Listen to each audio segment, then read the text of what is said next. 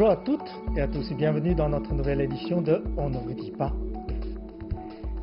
Dans quelques jours, le 26 et 28, à Osaka, au Japon, il y aura un sommet de G20. Mais curieusement, pour ce sommet, les médias internationaux concentrent les regards sur un potentiel rencontre entre le président chinois Xi Jinping et le président américain Donald Trump. Parce que tout le monde veut savoir, ce rencontre pourra-t-il faire sortir des deux pays de la guerre commerciale qui est, comment dirais-je, en train de nuire l'économie mondiale. Alors, aujourd'hui, je suis très heureux d'avoir un invité, un économiste, politologue, Deng Yifan, qui connaît très bien ce dossier. Bonjour Deng Yifan. Bonjour. Voilà. Alors, pour vous aussi, ce sommet de G20, en fait, le sommet lui-même n'est pas très important, tandis que, parce que vous savez, hein, au moment où Donald Trump dit toujours que l'Amérique d'abord, qui se retire de beaucoup de... Institutions internationales. Oui, voilà, le sommet de G20 est-il encore aussi important qu'avant? Je ne sais pas, mais ce sommet sino-américain, cette rencontre entre les deux présidents deviendra très important. Il y aura une sortie peut-être de cette guerre commerciale? Je n'en sais rien. Oui, bien sûr, le président chinois Xi Jinping va aller à Okasawa pour ce sommet de G20. Mais la Chine n'a pas dit. Oui, la Chine n'a pas encore dit. C'est ça, en marge.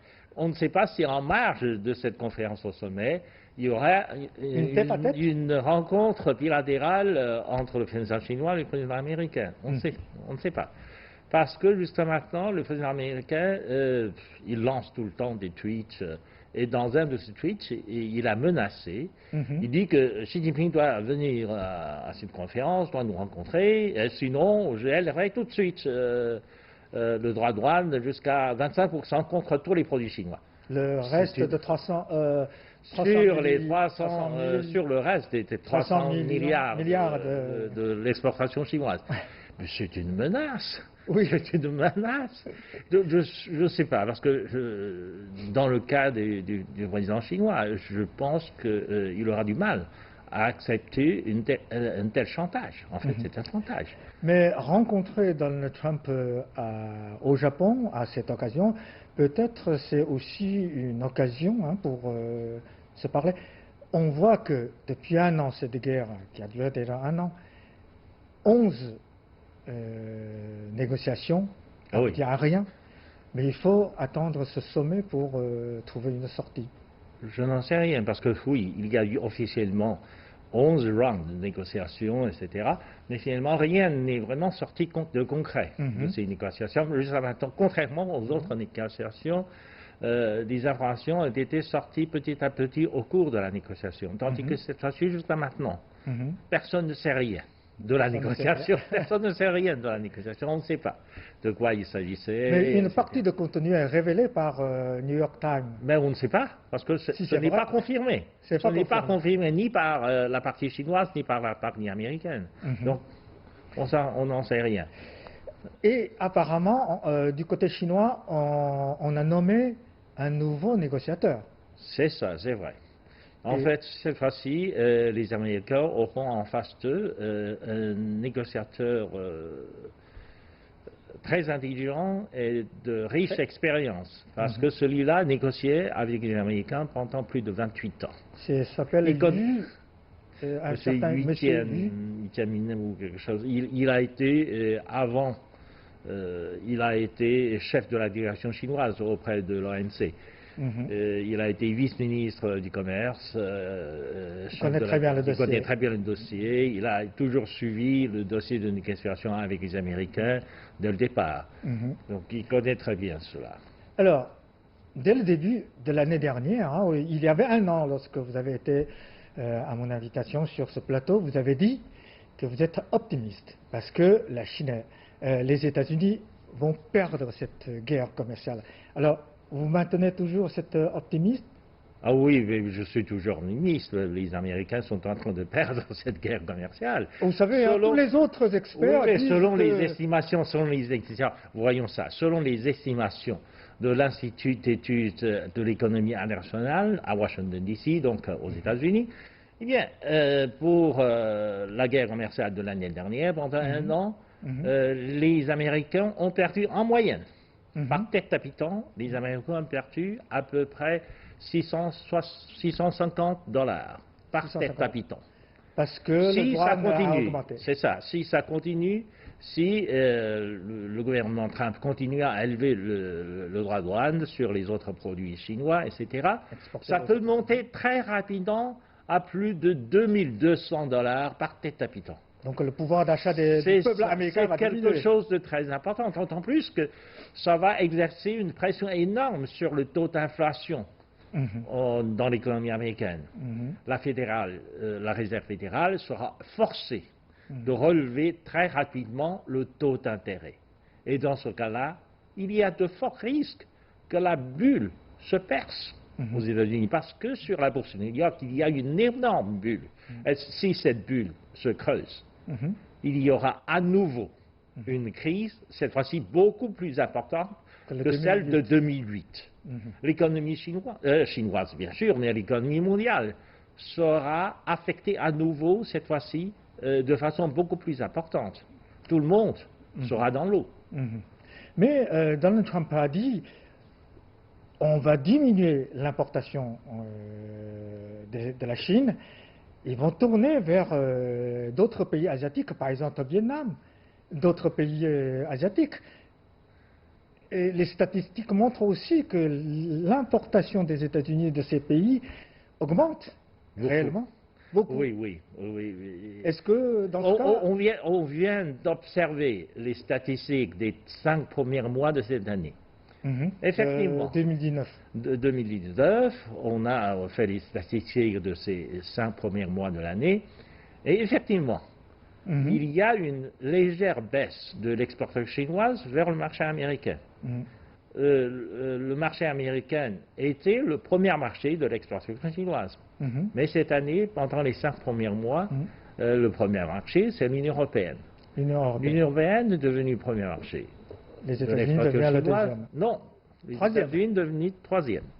Le deuxième marché, c'est les pays de l'ASEAN, de l'Union des pays de l'Asie de l'Est. L'Asie de l'Est, y compris le Vietnam. Le Vietnam, la Thaïlande, Laos, c'est tous les pays, ils sont plus de 16. Non, 12 pays. Et dans tous ces pays-là, il y a une augmentation rapide de l'exportation chinoise vers ces pays-là, et certains de ces produits ont été destinés finalement au marché américain.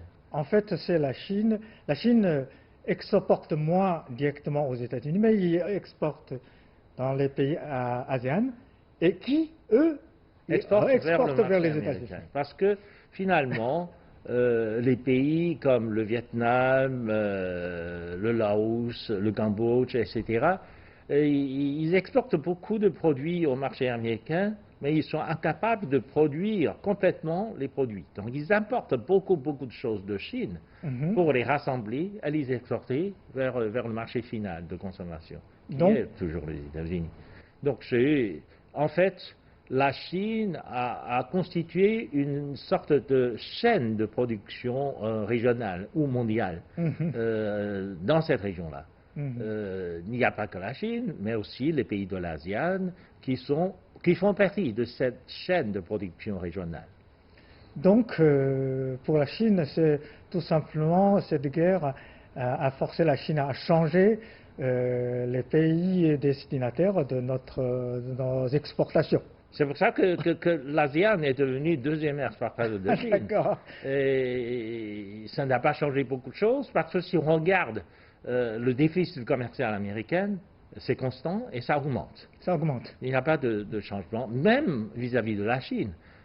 Pendant les 5 premiers mois de la Chine, eh bien, en dépit d'un léger déclin de l'exportation chinoise vers le marché américain, l'excédent commercial de Chine reste toujours le même. Le déficit américain n'a pas changé. N'a pas changé. Parce que finalement, la Chine a importé moins aussi des États-Unis. Oui. Je pense que le déclin de l'importation de Chine des États-Unis Oui. est probablement dû à plusieurs facteurs. Il y a bien sûr des mesures de représailles, parce que la Chine a pris des mesures de représailles. La Chine importe beaucoup moins de matières premières, du gaz, du pétrole, des produits agricoles, etc. Mais il y a aussi l'effet de l'interdiction par le gouvernement américain à l'égard des entreprises américaines. Parce que les entreprises américaines étaient les fournisseurs des produits technologiques à la Chine. Pour Huawei, c'est ça? Pour Huawei, pas seulement Huawei, mais pour d'autres sociétés chinoises aussi. Mais cette fois-ci, le gouvernement américain interdit la vente de ces entreprises américaines à la Chine. Alors pourquoi alors? Donc ceci fait réduire aussi l'exportation américaine. Mais pourquoi interdit? C'est à cause de la haute technologie, à cause de... Oui, Huawei, je comprends. Oui, mais ils pensent qu'en interdisant la vente des produits technologiques à la Chine, ils pourraient étouffer le secteur technologique de Chine, à commencer par Huawei. Mais seulement, c'est aussi un très mauvais calcul. Parce que déjà, si on regarde ce que fait Huawei actuellement, Huawei a mobilisé une dizaine de milliers d'ingénieurs pour travailler jour et nuit, pour compenser, pour substituer à l'exportation américaine, à l'importation américaine des produits.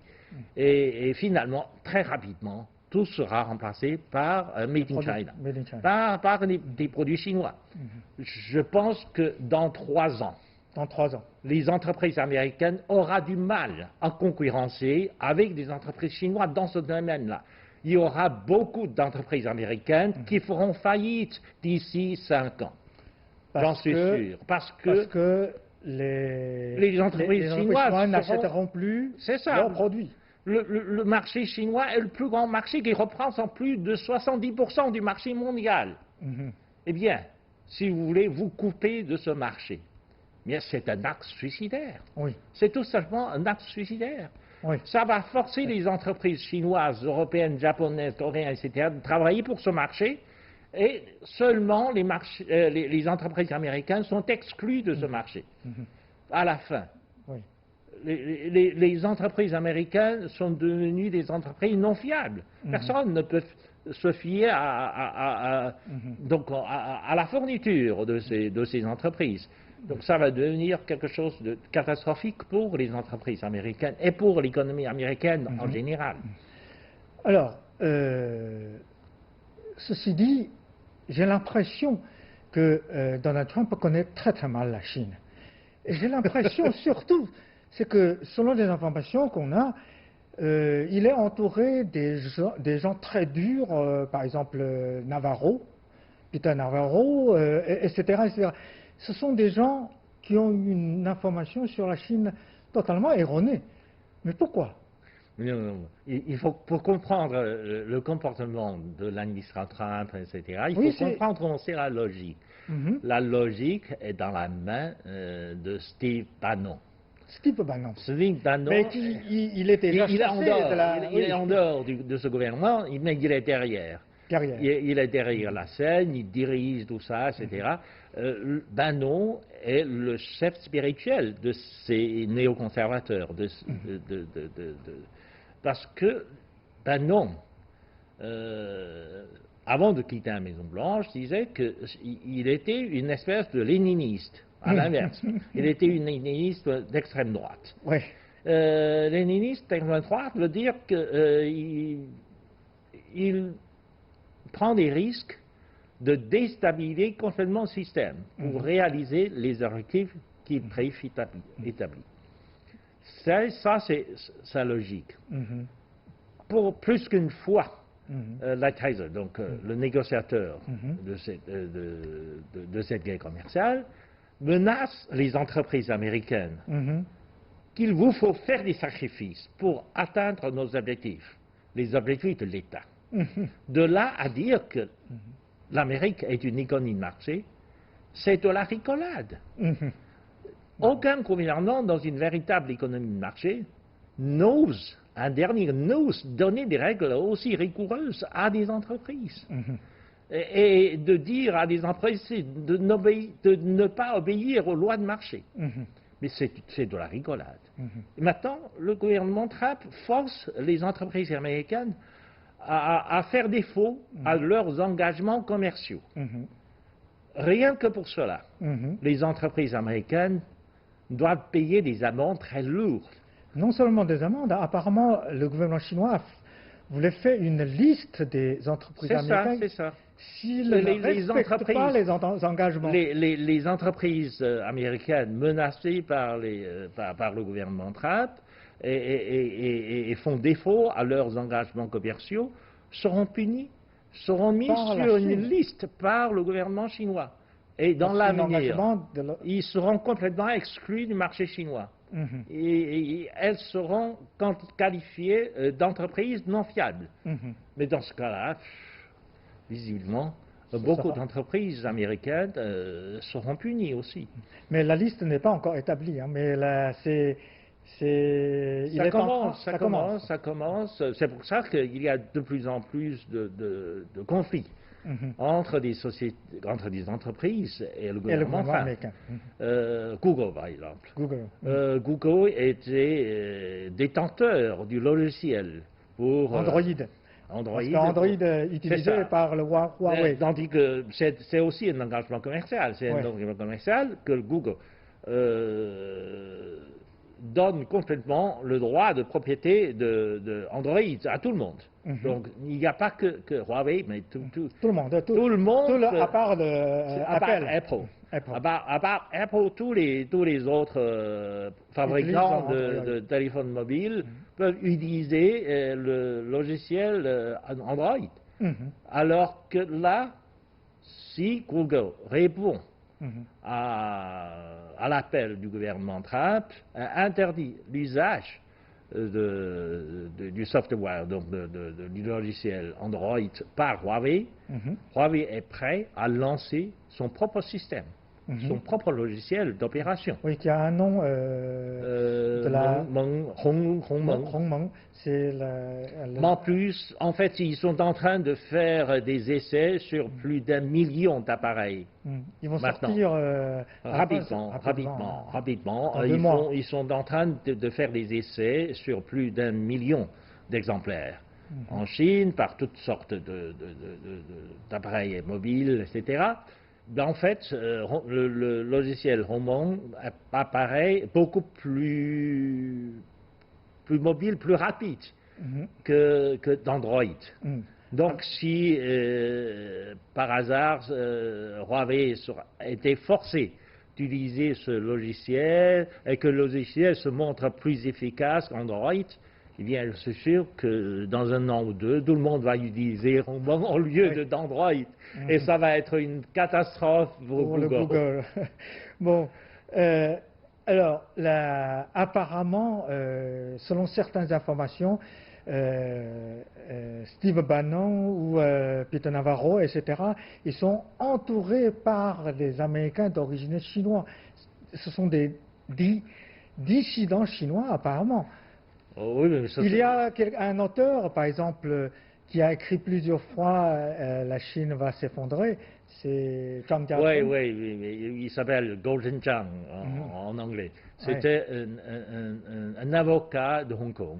Et il est émigré aux États-Unis pour le moment, mais déjà en 1998, il a fait un fameux livre, The Coming Collapse of China, donc l'effondrement immédiat de la Chine. Et ce livre a été sorti, et la Chine se développe de mieux en mieux.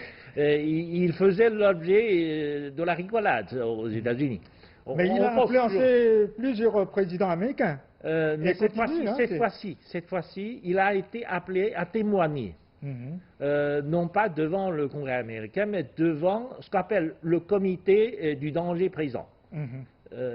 Ils ont créé à la Maison-Blanche ce qu'on appelle un Committee of Present Danger China. Donc ils ont créé un comité du danger actuel le denrée actuel serait la Chine. Donc, il a fait appel à Gordon Chang à se témoigner devant ce comité. Et Gordon Chang, bien sûr, a insisté sur dire que finalement, regardez bien, la Chine est en train de s'effondrer. Il faut continuer, il suffit de pousser. Donc, ça leur donne un témoignage de plus pour que ces néoconservateurs insistent sur le fait qu'il suffit de pousser un peu pour continuer à la guerre commerciale afin de faire domper complètement le régime politique chinois et finalement de faire domper l'économie chinoise. Donc ça explique le comportement, la stratégie de ça explique un peu les tweets que lance le président Trump. À plusieurs reprises, il lance des tweets que la Chine est sous la pression énorme, la Chine va bientôt s'effondrer et pour sauver son ami le président Xi Jinping, je vais probablement donner des faveurs à la Chine. C'est n'importe quoi, c'est n'importe quoi. Dans son tweet, il y a encore un chiffre qui m'a beaucoup frappé. Donald Trump a dit que depuis un an, depuis cette guerre commerciale, il fait perdre la Chine à l'ordre de 20 000 milliards de dollars. C'est un chiffre énorme. La Chine, oui, mais ça dépasse même un an de PIB chinois. C'est ça, parce que c'est visiblement un mensonge. Parce que même le PIB chinois n'est pas à cet ordre-là. Parce que nous ne faisons que amplement 13 000 milliards de dollars, entre 13 et 14 000 milliards de dollars par an.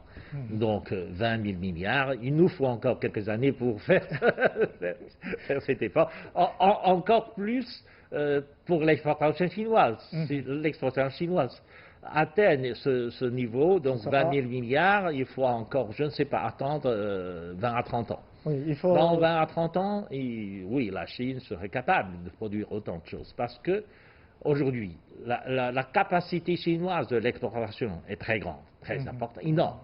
Et il est encore sous-estimé, mais il est énorme. En fait, l'année dernière, la capacité de production manufacturière de Chine était plus de 4 000 milliards de dollars. Donc c'est énorme. La production agricole de Chine, est aussi énorme. On produit 5 fois celle des États-Unis. La production agricole chinoise est 5 fois supérieure à celle des États-Unis. Donc, ça, il n'y a pas de doute. On peut faire beaucoup de choses, on peut faire beaucoup mieux. Mais il faut prendre un peu de temps, tout simplement. Mais 20 000 milliards de dollars de pertes à l'économie chinoise, il faut des années et des années. Ce n'est pas une guerre d'un an peut faire autant de dommages, autant de dégâts à l'économie chinoise. Bon, revenons au G20 de Osaka. Vous savez, beaucoup de pays européens sont contre Trump sur certains dossiers, le climat, sur l'unilatéralisme du président américain, etc. Et sur Huawei aussi, sur la 5e génération. La France, l'Angleterre, l'Allemagne, etc. refusent d'interdire de coopérer avec Huawei. Alors, à ce G20 à Osaka, dans quelques jours, est-ce que c'est possible qu'il y a deux fronts, Chine européen et face de Donald Trump des États-Unis? Je n'en sais rien. J'espère qu'il y aurait un front uni entre les Européens, les Chinois, les Japonais, etc., contre une espèce d'unilatéralisme déraisonnable. Mais j'ai bien peur que maintenant, parmi les Européens, il y a une espèce de tendance d'apaisement. Il y a une espèce de tendance d'apaisement, c'est-à-dire qu'on essaie de satisfaire tant soit peu les Américains, Donald Trump, c'est-à-dire parce qu'il est déraisonnable. Il suffit d'attendre quelques années pour qu'il soit éliminé par l'élection, etc. Il y a ça. Donc, ce n'est pas... Je ne sais pas, parce qu'ils ne sont pas suffisamment forts. Parce que regardez ce qui se passe en Union européenne. Depuis la dernière élection législative au Parlement européen, etc., les partis traditionnels perdent leur influence, perdent leur siège. De plus en plus, ce sont des radicaux qui se font élire au Parlement européen. Et c'est un signe que je pense que l'intégration européenne sera entraînée dans un bourbier pour des années à venir. Mais il y a une ligne qui est claire, c'est pour ou contre la mondialisation.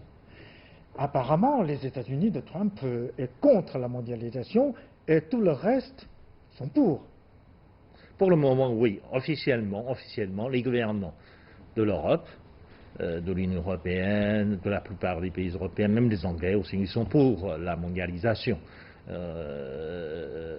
Seuls les Américains se montrent catégoriquement contre la mondialisation. Ce n'est pas comme pendant la guerre froide, vous savez, c'est idéologie de communisme qui divise le monde en deux parties. Oui. Et aujourd'hui, c'est pour ou contre la mondialisation qui divise la ligne le de démarcation, vous voulez dire. La ligne de démarcation n'était pas le communisme contre le capitalisme, c'est la mondialisation contre la démondialisation. Alors, ce n'est pas possible que le monde se divise en deux parties.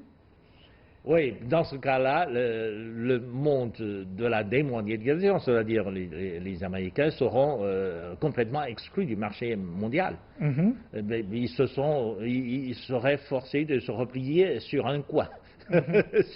En fait, oui, d'une certaine manière, l'Amérique, surtout l'Amérique du Nord, était repliée sur un coin de l'histoire du marché. Sur un dossier, par exemple, tout à l'heure, vous avez mentionné Huawei. Le dossier de Huawei, ça montre très clair. Aujourd'hui, seul pays qui est ouvertement déclaré contre Huawei, c'est les États-Unis, pas un autre. Oui, d'ailleurs, cette haine, cette rancune contre Huawei va causer des problèmes à l'intérieur des États-Unis, de la société américaine. Pourquoi? Parce que, officiellement, Huawei n'a pas le permis d'opérer sur le marché américain. Mais apparemment, dans les campagnes, c'est ça. À la campagne américaine, il y a des sociétés américaines qui ont importé, qui ont introduit la technologie de Huawei pour installer le réseau de communication pour les agriculteurs américains. Dans des états de production agricole, surtout dans ce qu'on appelle le Midwest, dans la partie ouest et centrale des États-Unis, les agriculteurs américains utilisent un réseau de communication fourni par Huawei pour travailler la terre. Pour travailler la terre. S'il est interdit, alors... Si l'interdiction arrive et la production agricole sera complètement paralysée, il y aurait des problèmes, même pour les agriculteurs américains. Bon, donc, pour vous, ce sommet, c'est difficile à prévoir quels seront les résultats. On ne peut pas savoir ni la rencontre aura lieu entre des présidents chinois et américains. On saura non plus si la mondialisation, pour ou contre la mondialisation, peut diviser ce sommet en deux parties.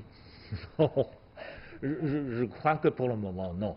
Il ne faut pas oublier que l'année dernière, au sommet de G7, Donald Trump a été isolé par les 6 autres. Mais cette fois-ci, il se peut que Donald Trump soit isolé aussi. Par le reste des participants. Bon. Mais à ce moment-là, il se retirera très facilement du sommet pour dire que non, je ne joue plus avec vous. La dernière fois, c'était ça. Ok.